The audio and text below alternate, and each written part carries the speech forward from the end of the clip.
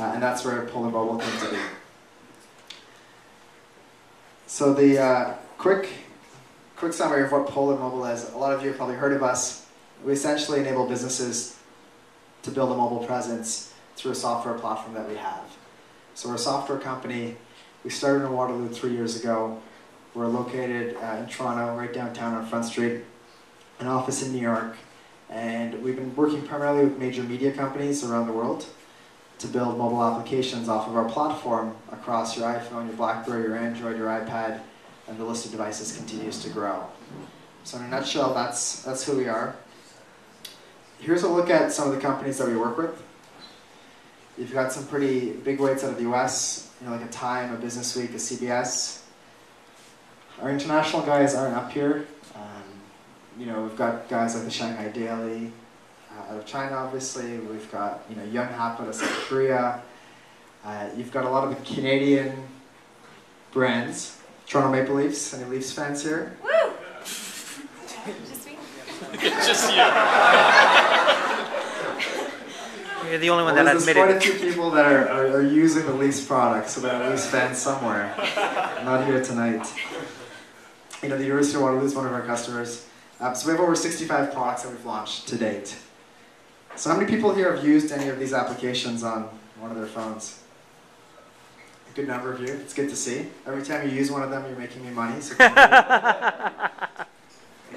have close to 4 million people around the world using our products today in over 100 countries. And it's very exciting in that sense. So this is a few screen grabs. You see an iPhone, the Nexus 1, a BlackBerry device, or I should say BlackBerry's attempt at a device, the Storm. And it's not a good device, you guys know that. The Time application on the iPhone, it's won awards, it's been featured by Apple, it's done really well. Rogers Sportsnet, it was one of our first customers that we launched across iPhone, BlackBerry, and Android. So it really proved the strength of our platform. And March Madness, which just finished a few weeks ago with CBS, that was probably our most rapid growth in terms of users and usage in the shortest amount of time. It's just a sample of some of the products.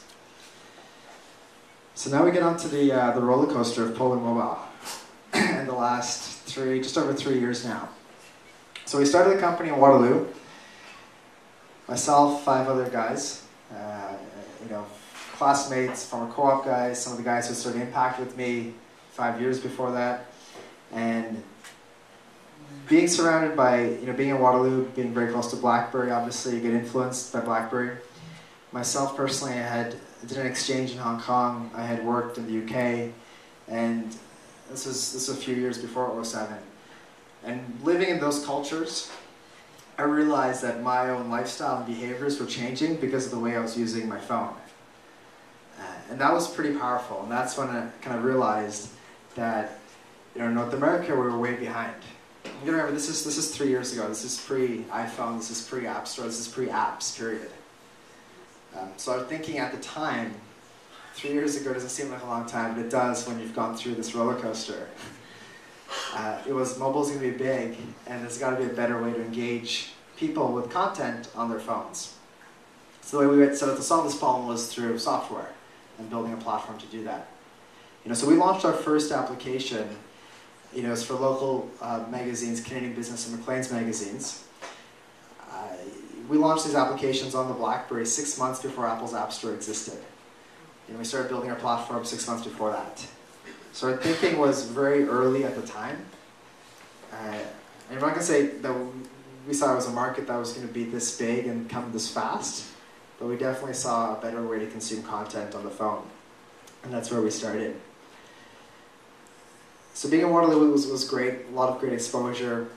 We started to grow the company, bring on customers. You see a few logos here in kind of mid-08, heading into 09. We really were successful in breaking into the US. That was pretty intense. So we landed these 4 customers: Time, Business Week, Sports Illustrated, CNN Money, and a Canadian customer called the Food Network, which is actually being used more globally than in Canada because of the population. So we landed these 5 major accounts within a span of 6 days. Wow. So you can imagine the roller coaster leading up to that and the roller coaster right after that. And these were accounts that I'd been working on for probably a good 8 months for some of them leading up to that. The first time I went down to New York to start meeting with these media companies, I'd get asked, what's a small Canadian company doing in New York? Maybe some of you have heard that before as well. So I paused. I wasn't really sure how to answer that question. Then I picked up my BlackBerry, I held it up, and I said, where was this made? And the guy across the table obviously said, China or something. And I said, no, it's a place called Waterloo, Ontario, and that's where we started Polar, and that's where we're from. So went from being a small Canadian company being a negative thing to a huge positive that completely overshadowed that in a good way. Getting the US guys on board was tough. It was one of our biggest challenges. It's something we were clearly successful at, but it took a lot of hard work, and it took a lot of determination.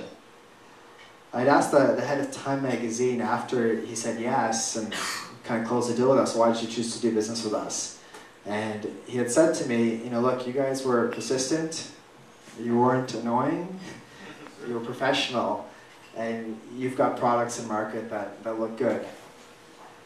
The persistent part, I'm really glad he said that, because that really reassured me that all that persistence paid off. Because you never really know from a sales perspective what's working, what's not working, but you just kind of got to keep at it, and that's what we did. So getting the US guys was great, and we continued to grow the team. And fast forward to now in 2010, we're really excited, and what we've started to see is the global market really open up for us. Today's actually an exciting day for our team. Not only because it's the first day of the NHL playoffs, and that's why nobody from our team is here tonight. They're all actually in the office, because we've got so many hockey customers, and there's we're deeply ingrained with our customers and the products that when something like the playoffs start, our guys are all over it in terms of making sure everybody can get those playoff alerts and scores on their phone, and everything works great. What's that? Yeah, we're not going to stick any Leafs data in there, although we probably could. But this morning we launched our first customer in the UK, which is exciting. And by the end of this week, we're launching our first customer in Korea, South Korea. Next week is our first customer in Hong Kong, and the week after that is our first customer in China. And you'll see Indonesia and the Middle East and Latin America all within the next probably 60 days. So this is another, feels a bit of another deja vu of when we closed all these big US accounts in a very short period of time. That's happening again now, which is very exciting for the team. Our team is close to 30 people now. We continue to hire people. We are hiring in all regards, in all aspects of the company. And we're really excited to really scale the company. Today the mobile market is huge. There's tens of thousands of companies in the space. And our value proposition today when I meet with potential prospects, mainly in the US, is saying, I've already made the mistakes the other guys haven't made yet. And that actually carries a lot of weight and value in a new space that's growing really fast, where people see it as core and as strategic. So a big thing for us today is our growth globally. And the other big thing that you're starting to see, we heard about the iPad, and you're going to see mobile change from a mobile phone to a mobile device. So we're already starting to work with companies that see mobile as that Android that sits on your fridge, or the TV widgets, or the car widgets. The number of different, obviously, operating systems out there. Mobile is really starting to expand beyond the phone, and that gets very exciting for a company like us that's got a platform that sits behind everything, to be able to push content and deliver content to all of these different devices we're calling, versus phones. So that's kind of a small glimpse into where we're going.